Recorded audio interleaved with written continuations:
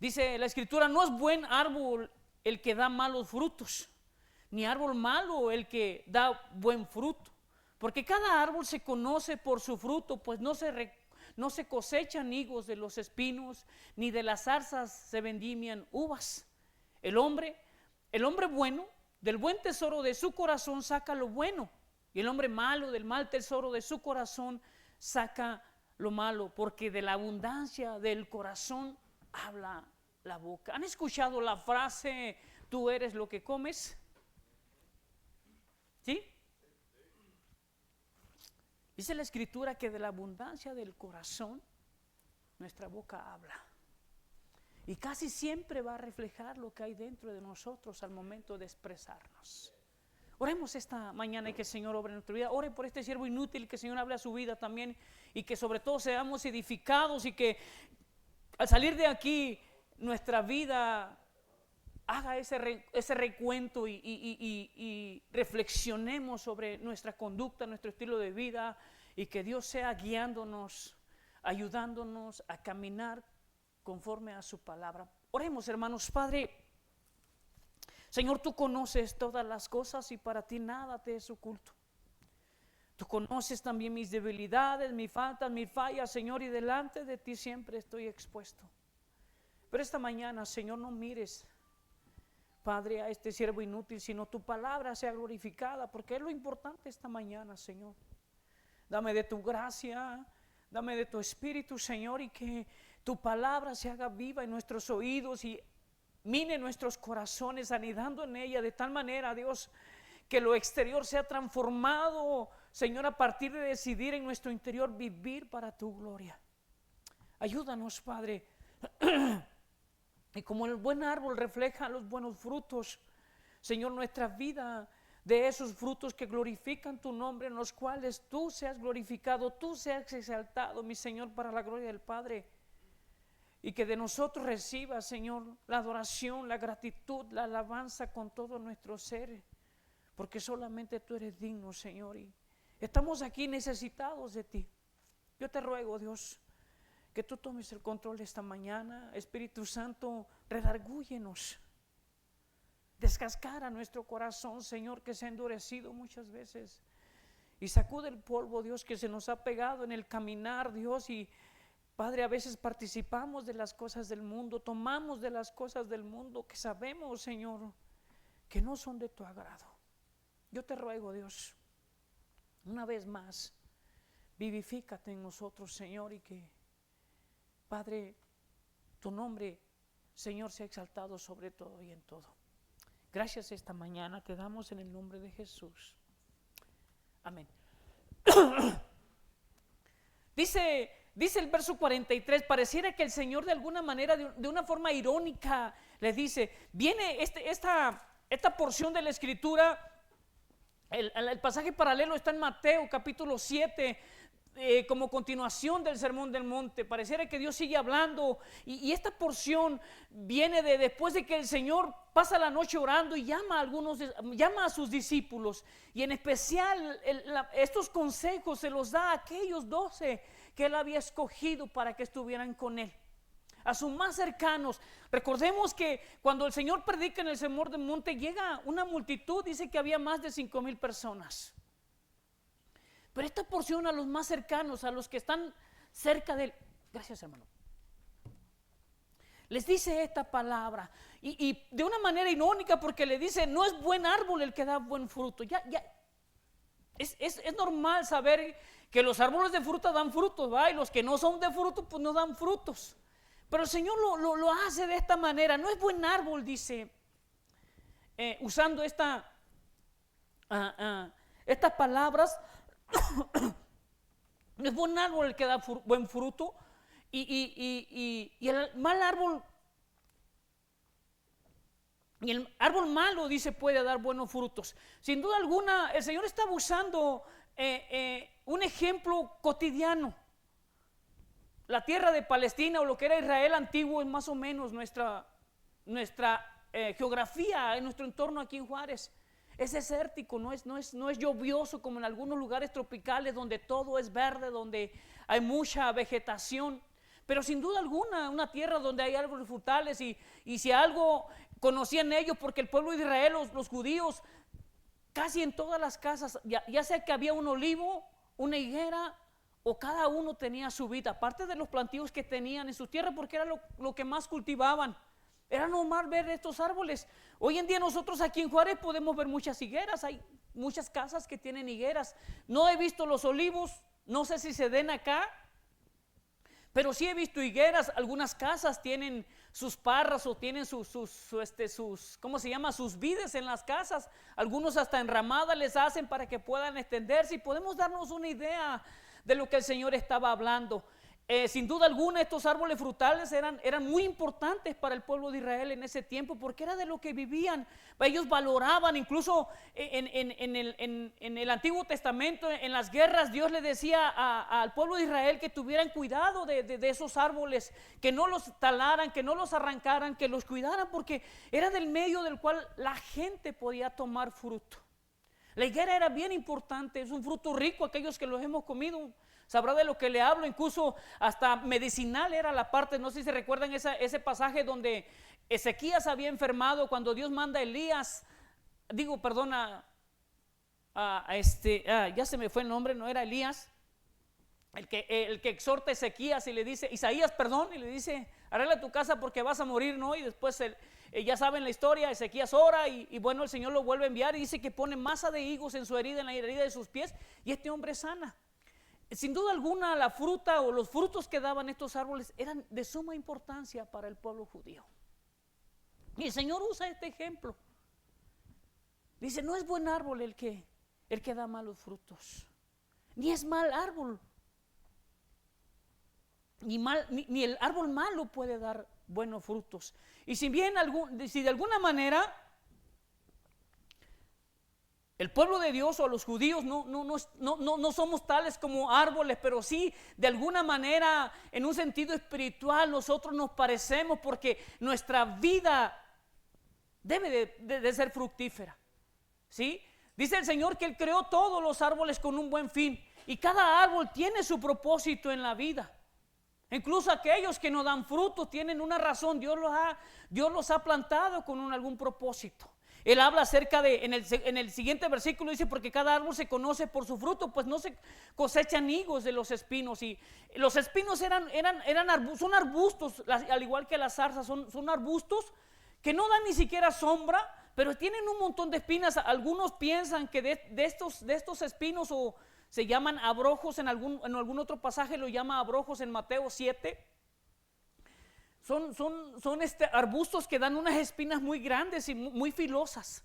Y algunos piensan que de estas ramas de este arbusto fue las espinas que entretejieron para la corona del Señor que le pusieron en su cabeza cuando fue crucificado. Porque incluso estos árboles ni siquiera son buenos. Muchos los usaban no había ahora como nosotros que cercamos nuestros terrenos, ya sea con alambre, le ponemos una cerca para evitar que se pasen. No, ellos los usaban de vallado en ese tiempo, los ponían en los límites de sus terrenos para que los arbustos estos al crecer pues sirvieran de cerca para proteger tanto sus cosechas como todo lo que cultivaban. No tenían uso, pero sin duda alguna Dios los usa de esta manera. Y sin duda alguna también tienen su propósito. Creo firmemente que por algo el Señor los creó, aunque no dan frutos, ni siquiera tienen provecho más que para leña. Es lo único que sirven los arbustos estos. Ni siquiera para la ganadería, porque como tienen espinas tan filosas, los animales se dañan con las espinas. Pero él lo señala de esta manera. Dice que por su fruto se conocen, y tanto los espinos como las zarzas. El pueblo de Israel sabía bien del cual no se cosechaba nada. No se le puede sacar un provecho a ellos para la persona en sí, porque no da un fruto que sea atractivo, que sea comestible, que sea bueno. Producen oxígeno, definitivamente es el propósito que cumplen, pero el Señor está usando este ejemplo para mostrarle a sus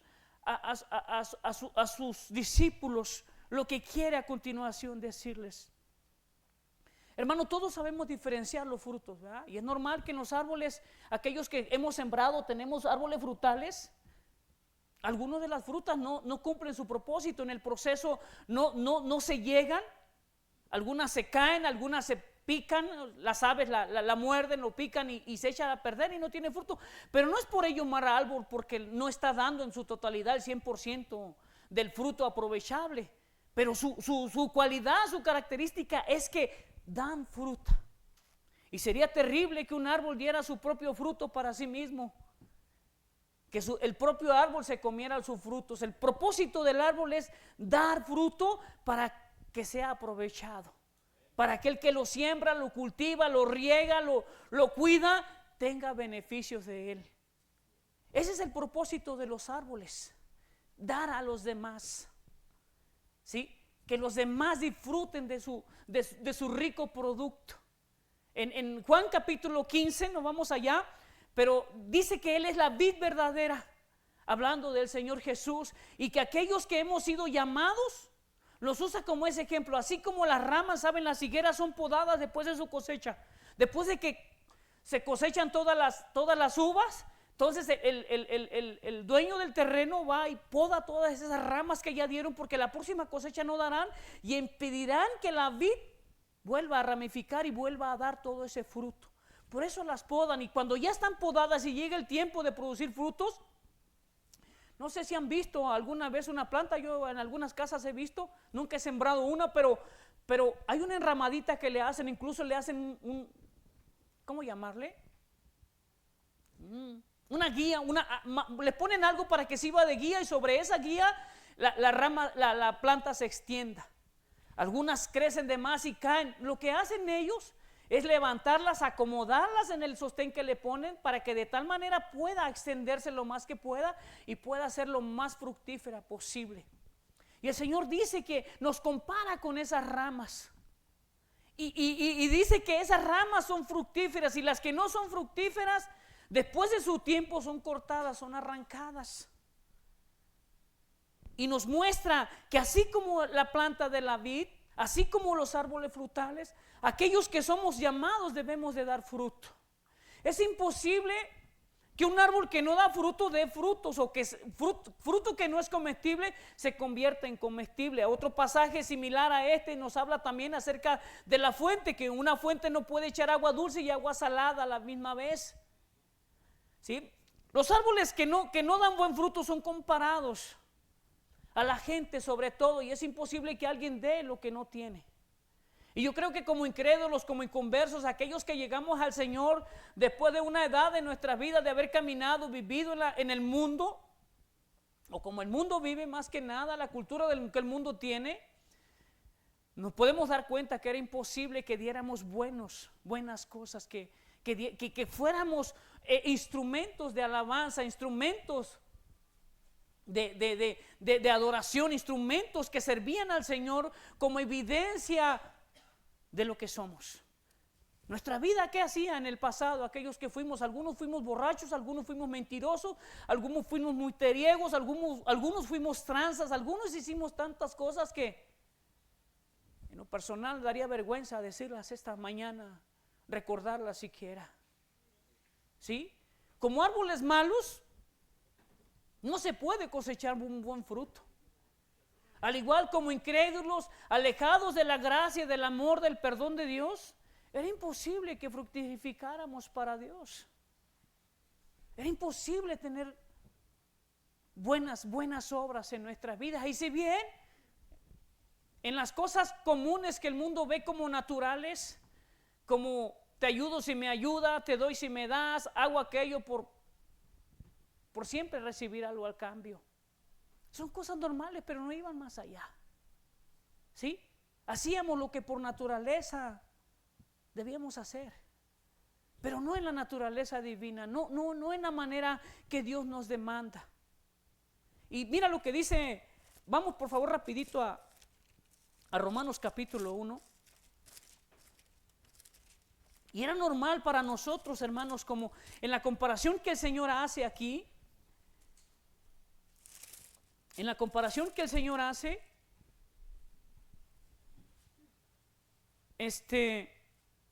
normal que los que no conocen al Señor pudieran dar un buen fruto. Déjeme ver el pasaje porque se me perdió el versículo. Bueno, el capítulo 18, el verso 18, perdón, del capítulo 1, y algunos hemos muchas veces leído este pasaje, nos habla acerca de la culpabilidad del hombre, todo lo que éramos, todo lo que el hombre por naturaleza es sin Cristo.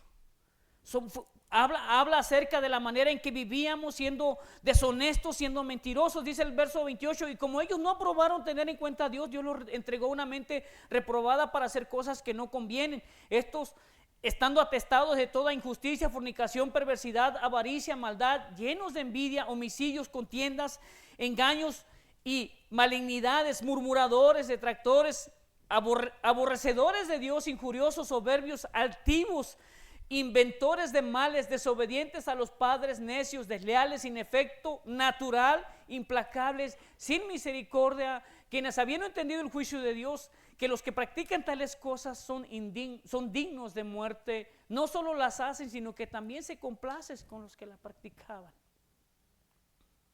Era imposible percibir la vida espiritual que el Señor demanda de nosotros.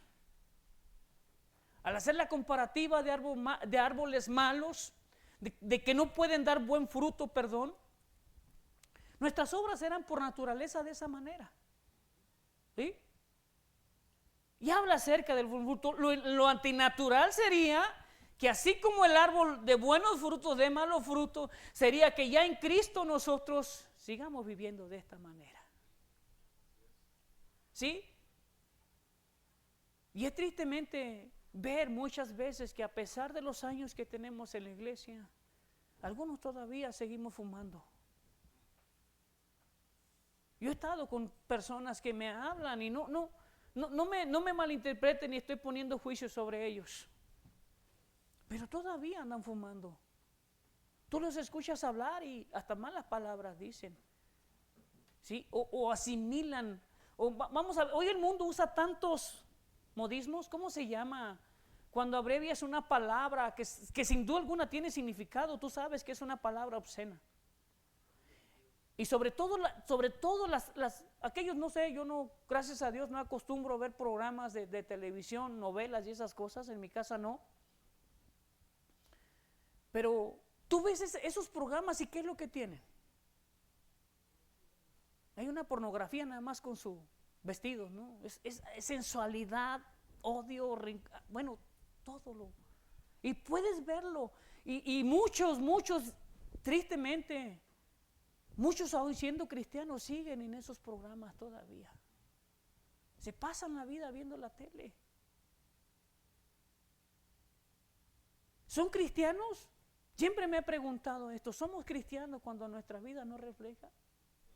Gálatas dice que las obras de la carne se manifiestan y no significa que estemos llenos de todas esas cosas de las obras de la carne. Mira lo que dice Gálatas, verso 5:19, dice, capítulo 5:19, manifiestas son las obras de la carne que son adulterio. Ya conocemos, hace unos meses atrás el pastor nos dio una serie o un estudio acerca del libro de Gálatas, y cuando tocamos este pasaje, a mí Dios habló de una manera especial y me llevó a reflexionar sobre algunas prácticas que sin duda alguna todavía teníamos, porque mi pensamiento era que la manifestación de las obras de la carne es cuando tú practicas todas estas cosas. ¿Sí? Pero no se refiere a eso. Él da una lista, Pablo enlista un montón de cosas que por naturaleza, sin el conocimiento del evangelio, por naturaleza se practican y manifiestan. Son las obras de la carne. Dice que son adulterio, fornicación, inmundicia, lascivia, idolatría, hechicería, enemistades, pleitos, celos, iras, contiendas, disensiones, herejías, envidias, homicidios, borracheras, orgías y cosas semejantes a estas. Pero como hijos de Dios, a lo mejor no listamos todo. No, tú dices, yo no soy borracho, yo fui, ya lo dejé. Pero ¿qué tal cuando somos chismosos? ¿Qué tal como cuando somos hijos de Dios, seguimos viviendo en unión libre? Y no estoy criticando que hayas venido al Señor y te casaste, te juntaste en unión libre. Sin el Señor yo hice esto con mi esposa, pero cuando el Señor llegó a nuestras vidas nos pusimos a cuenta. Que es como cuando hijo de Dios, y llega un momento donde lo vemos como natural, hermanos. Y Cristo dice que es antinatural, que por obvias razones los árboles buenos siempre tienen que dar frutos. En la ignorancia espiritual que tiene el mundo, no puede concebir su estado en el que se encuentra. Es imposible. Decía mi esposa, para mí era normal trabajar toda la semana y el sábado ir al Oxxo y dejarle todo mi cheque gastándomelo en bebidas alcohólicas, sin Cristo. Pero como hijo de Dios es antinatural que nosotros nos quedemos en esta manera. Que habiendo salido de un mundo, nuestra vida todavía siga practicando estas cosas o algunas de estas cosas y no nos demos cuenta de verdad. Yo quiero animarte esta mañana, hermano, que hagamos análisis, a la luz de la palabra, no a la luz de lo que demás piensa, porque yo me puedo comparar con mi vecino, que es un hombre borracho y flojo, irresponsable, que maltrata a su esposa. Pero recordemos que la Escritura nos dice que Cristo es nuestro molde, que Cristo es nuestra medida, que Cristo es nuestra estatura, y esa es nuestra constante lucha, buscar ser como Cristo todos los días. Y es normal que en el camino usted y yo nos resbalemos. La diferencia es que no nos podemos quedar en ese estado de pecado, cualquiera que sea. Y es triste como hijos de Dios todavía cargar con esta naturaleza y que se nos haga normal, común, decir, todo el mundo lo hace. Porque entonces ya no estamos viviendo como hijos de Dios. Ya el Espíritu Santo nos está guiándonos, obrando en nosotros, ayudándonos a vivir una vida. Y le voy a decir una cosa, cuando uno practicaba pecado, por naturaleza pues lo hacía, pero hay pecados que estaban allí arraigados, incluso ahora en nuestra vida cristiana todavía siguen acechando nuestras vidas, y es con el cual se convierte en una batalla, porque sabemos que el Espíritu de Dios redarguye nuestro corazón y nos dice que no es normal que vivamos en esa manera o siguiendo practicando ese pecado, y se convierte en una lucha. El problema es que cuando esa lucha la peleamos en nuestra fuerza, en nuestras habilidades, en nuestro conocimiento, siempre vamos a ser derrotados. Y eso es lo que va a evidenciar nuestras vidas. Por eso te digo, si alguno de nosotros estamos viviendo de una manera inadecuada, yo sé que hay muchas hermanas que están solas hoy en nuestra iglesia, que no tienen esposo, algunos hermanos también. Ahora vino nuestro hermano Miguel, nuestro hermano Santiago, ellos son hombres solteros. Ellos deben de cuidar y Satanás conoce nuestras debilidades, afortunadamente.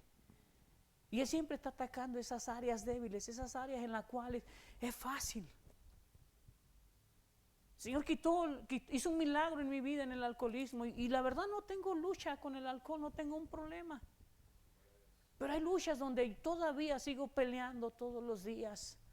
Porque el Señor es digno de que mis frutos sean aceptables, sean agradables a Él.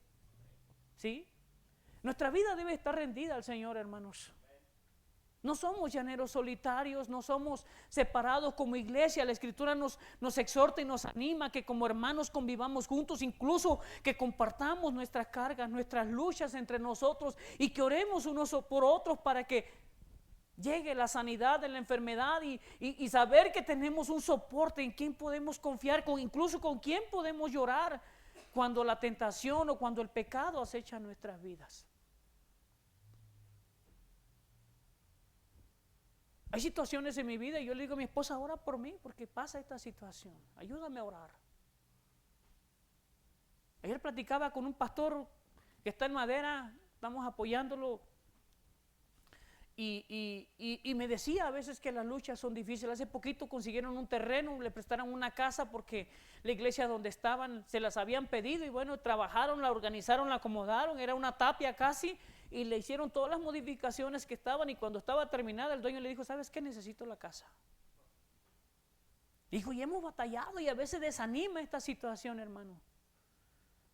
Yo le decía, hermano, ¿no será que están pidiendo mal? ¿Por qué no oran por un terreno? Que el Señor provea para que compren un terreno y puedan disponer de él ahora ustedes y que nadie lo va a sacar. Ya no pidan prestadas casas porque es obvio que siempre va a suceder. Si a veces entre aquellos que nos decimos cristianos sucede, ¿qué puedes esperar del mundo sin Cristo, no? ¿Sí? Pero nuestra vida, hermano, debe de estar confiada en el Señor. Usted y yo no podemos vivir aislados, separados. Y debemos de examinarnos todos los días a la luz de la palabra. Y no se trata de que se compare usted con otra persona a la cual usted es mejor o superior. No, es con Cristo. Y Cristo me demanda santidad, me demanda pureza, me demanda cuidado. Varones, con nuestros ojos tengamos cuidado cómo miramos. Nuestra mente, ¿dónde está mi pensamiento? El Señor nos exhorta cada día que seamos diligentes, que seamos vigilantes, expectantes al estilo de vida que vivimos. Y aquí en la iglesia es fácil traer ese atuendo de creyentes. Y yo no me puedo, y yo creo que nadie tiene el poder de darse cuenta cómo vive la otra persona, pero el Señor sí sabe lo que usted carga, lo que usted tiene. Y por eso es importante, hermano. Las apariencias engañan y no son buenas. Y el Señor nos ha llamado, nos ha comparado a árboles de buenos frutos, a árboles que evidencian, que se conocen por lo que dan, por el fruto que tienen. Las manzanas dan manzanas, los mangos dan mangos, las naranjas dan naranjas. Y son fructíferos y los que los tienen los aprovechan. Forman parte del desarrollo de aquel que los cultiva. Y nuestra vida como creyentes debería ser fructífera. El Señor merece gloria y debiéramos tener, decía Juan el Bautista, frutos dignos de arrepentimiento, frutos que muestran que hemos cambiado, que hemos sido transformados, y no solo aquí en la iglesia. Y no te hablo de hábitos, es fácil, le digo, yo puedo ser, ustedes conocen al hermano Esteban y ustedes lo ven que siempre se anda riendo, pero en mi casa puedo ser un monstruo. Con mi esposa, con mis hijos, con mis vecinos. ¿Sí? Y alguna vez en una discusión hablamos acerca de la fidelidad. Y muchos comparamos que la fidelidad es asistir todos los días a la iglesia. Y no, discúlpame, pero no. Ve a mi casa, pregúntale a mi esposa, pregúntale a mi vecino. Es más, ve a mi trabajo y ve quién es Esteban. Y no es vanagloria, hermano, pero hay temor al Señor. Quiero agradar a mi Señor. Yo sé que cada uno de nosotros, esa es la meta, agradar. Pero no podemos habituarnos a lo ordinario y a lo común. La gente sin Cristo, para ellos todo es natural. Es común vivir de esa manera. Pero como hijos de Dios nosotros no podemos habituarnos. Dice Romanos 12:1, no os conforméis a este siglo, sino transformaos por medio de la renovación de nuestra mente. Nuestra mente debe ser renovada cada día en la palabra de Dios. Somos llamados, hermanos, a conocer a nuestro Dios. En el pasado el Señor dice que el pueblo pereció por falta de conocimiento. Tal vez no tenían un acceso a la palabra de Dios como usted y yo tenemos. Ellos se reunían porque la Torah solo se leía en las sinagogas, en los lugares de reunión. Hoy usted y yo contamos con la palabra de Dios. Y que si no la leo es porque no quiero. Pero tengo acceso a la palabra de Dios y es donde nuestra mente se renueva. ¿Qué dicen los principios de Dios?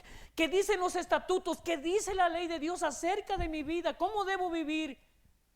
Y muchos despreciamos, este libro es un manual para el estilo de vida, hermanos. Trae las instrucciones que Dios ha dado para cada uno de nosotros. Al igual que los productos electrónicos que compramos, traen un manual de usuario. La palabra de Dios es nuestro manual en el cual usted y yo debiéramos conocerla y leerla. Y es triste hoy que en la mayoría de las iglesias, la mayoría de los cristianos no leen, nunca han leído siquiera la Biblia. Nunca han leído toda la escritura. Leía un post de Spurgeon y este hombre dice que leyó tantas veces, más de 100 veces el progreso del peregrino, dice que leyó. Pero la escritura la leyó tantas veces, muchísimas veces. Y a veces como cristianos nosotros le hemos restado el valor que tiene a la palabra de Dios.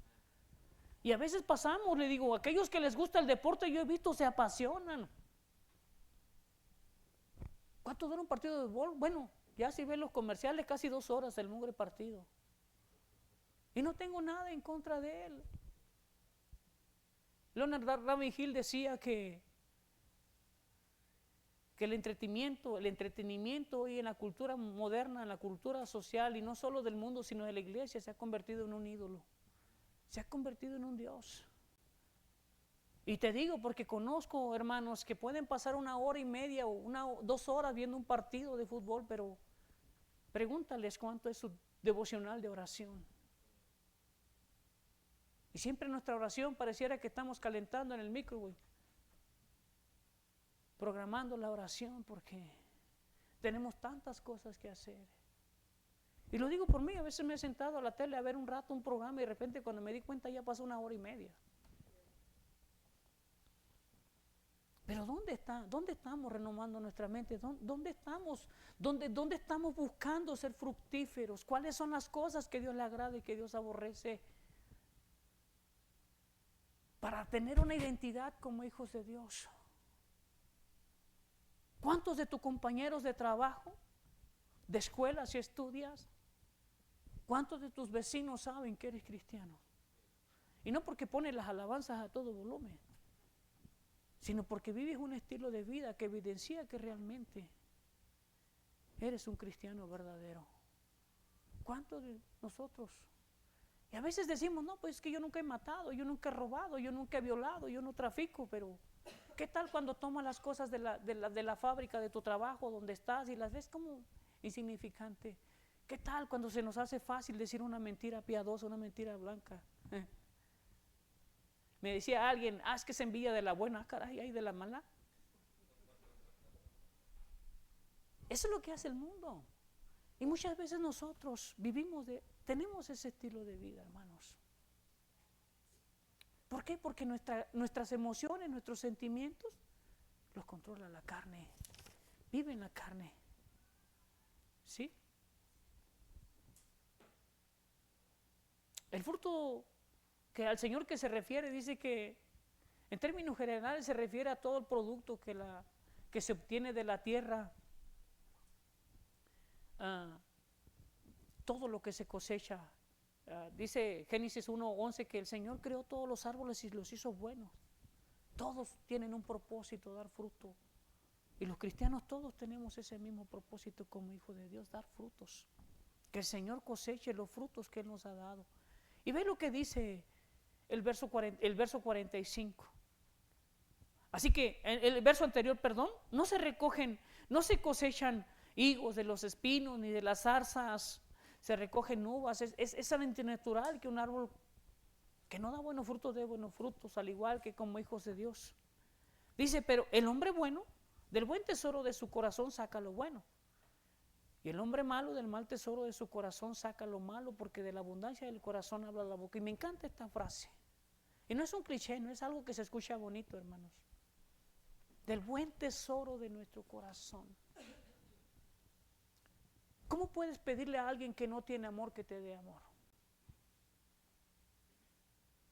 Hermana, si estás casado con un inconverso, hermano, si estás viviendo con una persona inconversa, no te puede dar lo que no tiene.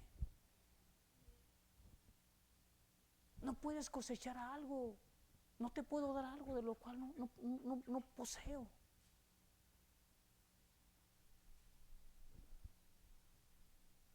¿Qué es lo que llena nuestro corazón? ¿Qué es el anhelo, aquello más apreciado que guardas en lo más profundo de tu ser? Dice que corazón en un sentido se refiere a la fuente o asientos de los sentimientos que involucran nuestros deseos, nuestro fruto, nuestra voluntad. ¿Sí?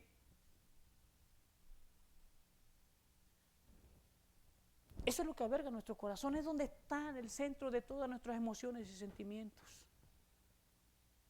Donde lo que reflejamos, lo que tenemos, es donde se refleja lo que tenemos nosotros en nuestra vida o lo que somos, en sí la esencia de la persona. ¿Qué es lo que alberga tu corazón? Dice que del buen tesoro, y yo luché mucho, hermanos, en mi pasado, y ustedes conocen mi testimonio, la amargura, sobre todo, el ser abandonado por tu madre cuando eres un niño, y todo eso se convierte en odio, en frustración, en rechazo, Y muchos de nosotros en nuestra vida pasada, en nuestra infancia, fuimos marcados. El problema, tristemente, fuimos víctimas de nuestro contexto, de nuestro pasado. Pero el problema es que aún ahora siendo cristianos todavía tenemos esas raíces de amargura que atormentan nuestras vidas, no nos dejan ser libres y todavía vivimos con esas cargas sin recordar o olvidándonos la libertad que Cristo nos ha dado en su palabra. Y nos dejamos mover por esas cosas. Y por ello muchas de las malas decisiones que tomamos son producto de las emociones que controlan nuestro ser. Qué triste si fuiste abusado de niño. Si alguien te dañó, te hizo tanto mal. Y no minimizo el dolor, el sufrimiento si perdiste a alguien. Lo que sí no estoy de acuerdo es que te quedes en ese estado. Porque el Señor nos ha hecho libres. Pero necesitamos conocer de qué manera ha llegado esa vida, nuestra libertad. Yo les decía, yo fui rechazado y para mí el amor y la hipocresía, no sabía qué era eso. Pero cuando el Señor llegó a mi vida y me mostró su gran amor, ¿qué me importa? Lo que piensen, digan o expresen de mi persona. Y no es que sea indiferente a ustedes. No soy el hermano perfecto, tengo tantas carencias en mi aspecto, en mi carácter. ¿Sí? Y algunos hacen burla todavía de mi estatura. No tengo un problema, la verdad. El Señor me ha sanado. Yo les decía que cuando llegué al Señor yo oraba por 20 centímetros de estatura más. Y tú te ríes ahorita porque dices, no. Cuando estás frustrado, cuando todo el mundo se burla de ti, cuando has sido marcado, lastimado de esta manera, se convierte en amargura. Y eso no te deja vivir. De la abundancia del corazón habla la boca, lo que tu alma atesora, lo que tú tienes en tu ser. Y si tu ser es tener riqueza, no importa cuánta acumules. No importa los títulos que logres. Siempre seguirás estando vacío. Porque el único que puede llenar ese espacio de tu corazón se llama Cristo. Y lo puedes hacer florecer, germinar, producir en la obra del Espíritu Santo. No hay otra manera, hermano. No sé con qué pecado batallas. No sé cuál es tu debilidad y que una y otra vez te levantas y vuelves a caer y ya ha llegado frustración a tu vida porque no has podido vencer. Yo te digo una cosa, hermano, deja de pelear en tus fuerzas. Pero aprendamos a orar y a depender del Señor, a ir al Señor cada vez que la tentación arrecia, cada vez que la tentación toca tu puerta, cada vez que te acuerdas de tu pasado, del daño que te hicieron, de la injusticia que hicieron contigo. Dile al Señor, aquí está de lo que tengo, pero quiero vivir en libertad. El Señor nos ha hecho libres para vivir en la libertad. Por eso es importante que si la palabra de Dios mina, llena nuestro corazón, va a haber libertad en nuestra vida, hermano, hermana. Y a veces es normal que las preocupaciones lleguen a nuestra vida porque nuestro hijo está enfermo, porque hay una situación, porque a veces no alcanza lo que ganas. Desafortunadamente tenemos malos hábitos, gastamos más de lo que ganamos. Y uno de los mayores problemas hoy en día en nuestra iglesia es la economía, pero en su mayoría es por las malas decisiones. En sus malas decisiones, y es un grave problema y no solo en nuestra iglesia, en muchas partes, en muchas familias sufren hoy por esa situación en que se vive, de tomamos malas decisiones en la economía. Cuando me compré mi primer carro, oh, qué bonito, el carro es andar en carro, no voy a andar en el camión, no voy a andar batallando, pero no consideré que cochino carro cuando falla, y si no quiere ni arranca, tienes que meterle dinero, y si lo necesitas, a ver de dónde sacas para arreglarlo. Que tenía que pagar tener licencia, que tenía que pagar revalidación, que tenía que ponerle placas. Y muchas veces nosotros tomamos esas decisiones en base a esas cosas. Por eso el Señor es bien sabio y siempre nos anima y nos exhorta a que seamos diligentes en cuanto a considerar nuestra posición, nuestra postura, no lo que tenemos para poder tomar decisiones y siempre preguntarle a Él. ¿Qué piensas? ¿Qué opinas, Señor? ¿Qué dices? Necesito, Él conoce tus necesidades. Dice la Escritura que antes que yo le pida, Él ya la sabe. Y no significa que por eso no le pido. Hay tanta confianza en nuestro Dios, hermano. Hay tanta cercanía para nosotros con Él, que si no estamos, no tenemos una vida de oración, una vida de comunión, es porque no queremos. Invertimos tanto tiempo en tantas cosas. Pero ¿qué llena tu corazón? ¿Qué es lo que te motiva cada día a perseverar, a levantarte? ¿Qué es lo que te motivó hoy a venir a este lugar? Porque todos los días son difíciles. Vivimos en un mundo caído. Y te decía, no esperes que alguien te dé lo que no tiene. El mundo no puede darnos lo que no tiene. Allá vas a encontrar placeres temporales. El Señor nos llama a poner nuestra mirada en la eternidad, porque ahí es donde vamos a vivir para siempre. Y a veces es necesario pasar por angustia, por problemas, definitivamente, pero ese no debe ser nuestro estado emocional. Ve en qué pasas la mayor parte de tu tiempo, hermano, hermana. En qué cosa gastamos o invertimos tanto. Porque de lo material, dice la Escritura, de lo terrenal solo segaremos lo terrenal. Y de la carne solamente cosecharemos muerte. Mas si sembramos para el Espíritu, vida eterna cosecharemos. Por eso es importante que como hijos de Dios conozcamos, examinemos nuestro corazón, pero no a la luz de los demás, sino a la luz de la palabra de Dios. Es ahí donde ¿qué quiero? Le preguntaba en una clase a los muchachos, a los de 12 a 14 años, ¿qué es lo que quieres ser? ¿Qué quieres estudiar? ¿Cuál es tu meta en la vida? Uno decía, yo quiero ser ingeniero. ¿Cuál es el propósito? Para tener dinero y vivir bien. Qué bueno. Qué bueno, no es malo que vivas bien. Pero ¿qué si te va bien y puedes, cuando alguien necesita más y puedes ayudarle? ¿Qué si el Señor te demanda que después de haber terminado tu carrera te diga, ya no te quiero aquí, vete de misionero? ¿Cuál es nuestro deseo como hijos de Dios? Yo sé que hay muchos sueños, jovencita. No todos los príncipes son sapos. Digo, no solo los sapos son príncipes, perdón. Sí. Algunos le van a dar, escojan bien.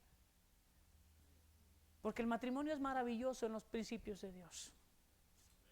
Fuera de ellos, tortura todos los días. ¿Sí? Si a veces, siendo creyentes, a algunas hermanas les tocó un esposo cabezón como yo. ¿Por qué suspiras, hermana Alba? No, no es cierto. ¿Ah?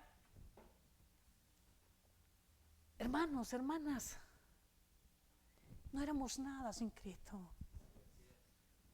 Éramos basura en nuestro corazón, solo había basura. Solo había egoísmo, solo había odio, solo había rencor, solo había rechazo. Y todos los días sacamos ese veneno, transpiramos ese veneno porque era lo que teníamos.